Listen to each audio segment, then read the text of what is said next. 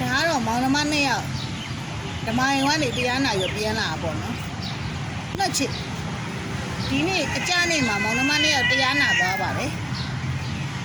ဓမ္မယုံတရားနာသွားပါတယ်လိမ္မာပါတယ်ကလေးလေးကငြိမ်ပါတယ်အချက်2ချက်လောက်ပဲထပြီးတော့အဲ့လိုချစ်သူကျုံနဲ့တလေးလေးအိမ်နိုင်တန်တန်တန်တန်ချစ်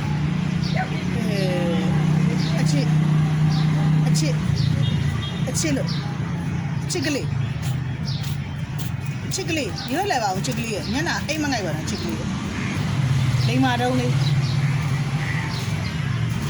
ဟုတ်မမလိမ္မာတုံးလေးအဲ့ဒါမယောပြန်လာလားမ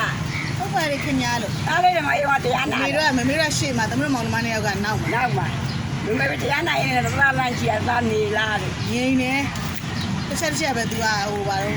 နည်းနည်းလေးကြာတော့អော်တာပေါ့မေကလေးဆိုတော့တန်အများကြီးရကုသိုလ်အများကြီးရနော်တယ်လီနော်အများကြီးရဓမ္မယုံသွားတာဟုတ်လားနောက်လေးရတော့ဘာသွားမှာနော်သွားမှာပါခင်ဗျားလို့ဒီလိုတရားကောင်းနာတယ်လိုက်ပါနော်